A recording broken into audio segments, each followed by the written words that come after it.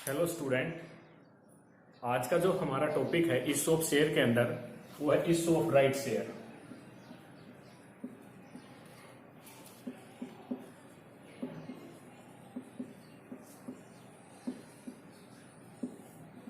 Issue of right shares का मतलब होता है अधिकार वाले अंशों का निर्गमन।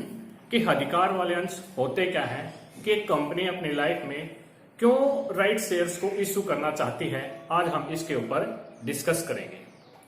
देखो, एक कंपनी जिसने पहले से अपनी लाइफ के अंदर शेयर को इशू कर रखा है, जब वो नए शेयर इशू करना चाहती है, जब किस लिए करना चाहती है कि वो अपनी शेयर कैपिटल को इंक्रीज करना चाहती है ताकि उसकी शेयर कैपिटल इंक्रीज हो जाए, तो इससे वो उसको नए अंश निर्गमन करने पड़ते हैं।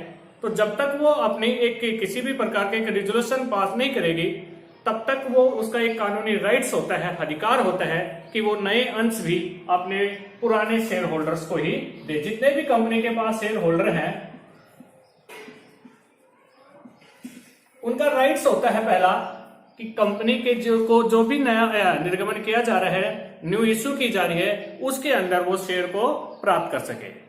तो एक ऐसी कोई कंपनी जो अपने पहले जिसने अंश निर्गमित किए हुए हैं और जब अपनी अंश पूंजी में वृद्धि करना चाहती है, तो जब तक वो एक कोई भी प्रस्ताव पास नहीं करेगी तो इसका एक कानूनी दायित्व होता है कि वो अपने नए अंश अपने पुराने अंशधारियों को ही निर्गमित करे।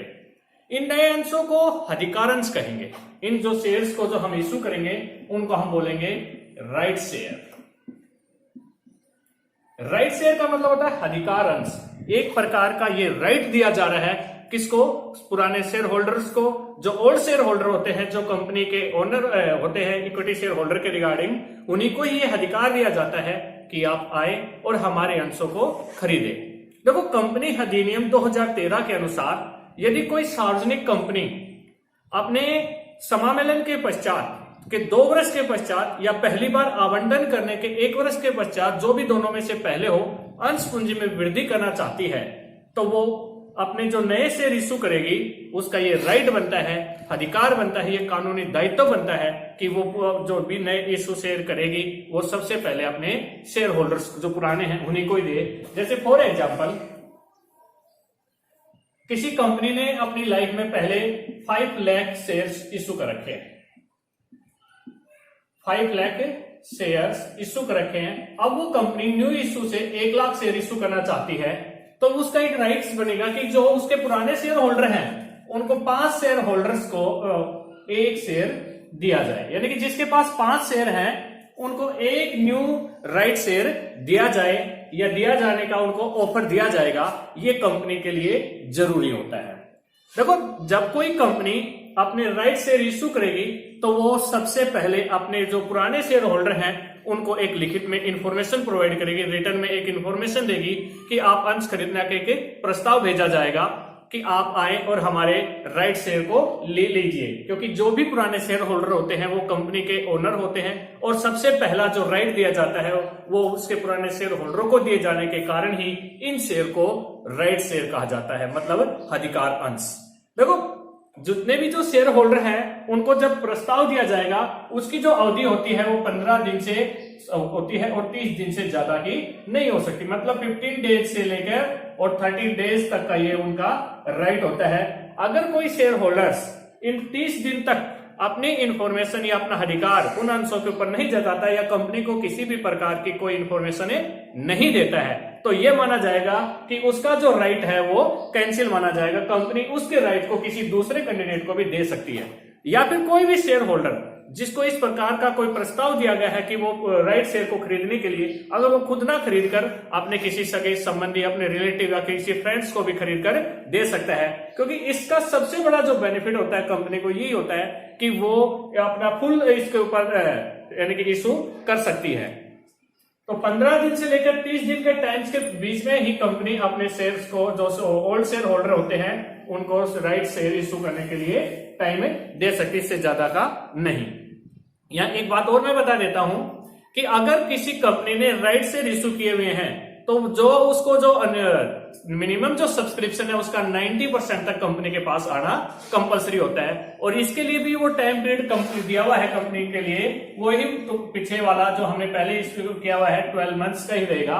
अगर कोई कंपनी 12 महीने के अंदर अंदर अपने पूरे राइट शेयर्स के जो इश्यू किए हुए हैं उसकी राशि प्राप्त नहीं कर पाती है शेयर कैपिटल की, तो वो इसको कैंसिल भी कर सकती है।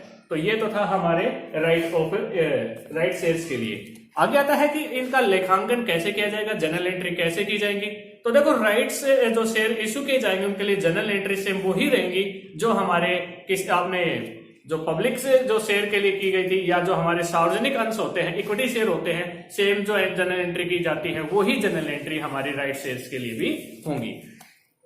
अतः आगे आता है कि भाई एक कंपनी को राइट शेयर इश्यू करने से किस प्रकार के बेनिफिट्स होते हैं। तो हम इसके जो बेनिफिट्स है या मेरिट्स है, एक कंपनी अपनी लाइफ में क्यों राइट शेयर को इश्यू करना चाहती है, उसे किस प्रकार का बेनिफिट होता है। तो सबसे पहले एक कंपनी अपने जो भी बाजार मूल्य है उससे कम पर अपने शेयर्स को इश्यू कर सकती है। दूसरा, कंपनी को जो भी राइट शेयर इश्यू किए जाएंगे उसके ऊपर जो खर्चा होता है या किसी भी प्रकार का जो एक्सपेंसेस किया जाता है वो कम होता है इक्विटी शेयर के रिगार्डिंग। जितने भी अधिकार अंश को निर्गमन किया जा रहा है, कंपनी के पास एक अधिकार बना रहता है कि वो अपने पुराने शेयर होल्डर को ही इस प्रकार के शेयर खरीदने के लिए देती है। तो इससे किसी भी प्रकार का हमें एक्स्ट्रा एक्सपेंसेस नहीं करना पड़ता इश्यू के रिगार्डिंग। अच्छा, सार्वजनिक कंपनी की तुलना में अधिकार अंश निर्गमन की दशा में पूंजी प्राप्त करने का एक सबसे ज्यादा निश्चित हमारा अधिकार रहता है कि हमें कम से जितने शेयर इश्यू करना चाह रहे हैं उनके ऊपर हमें को जो निर्गमित पूंजी है वो हमें प्राप्त हो जाएगी। अधिकार अंश निर्गमन से कंपनी की छवि में सुधार होता है, क्योंकि इससे सिद्ध होता है कि प्रबंधक कंपनी की समृद्धता या उसके जो गुडविल है उसको इंक्रीज करना चाहते हैं। जो भी है उसके कंपनी की वो अपने केवल अंशधारियों में बांटना चाहते हैं, बाहर किसी दूसरे व्यक्ति को नहीं देना चाहते। नेक्स्ट जो होता है, इससे जो अंशधारी होते हैं ऐसे कंपनी के विनियोग करने का अवसर प्राप्त होता है, जिससे वो पहले से भली भांति जानते हैं। क्योंकि पुराने शेयर होल्डरों को जो कंपनी है उसके ऊपर बिलीव होता है, विश्वास होता है, क्योंकि पहले से ही उनके पास शेयर होते हैं। इसलिए वो जब भी कभी राइट शेयर इश्यू किए जाएंगे, जो भी शेयर होल्डर रहते हैं वो कंपनी के राइट शेयर से परचेज कर लेते हैं।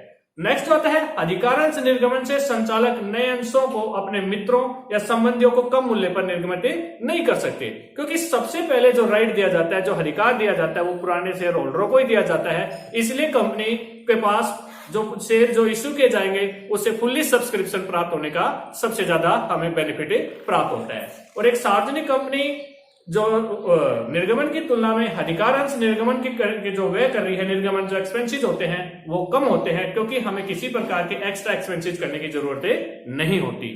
Thank you student.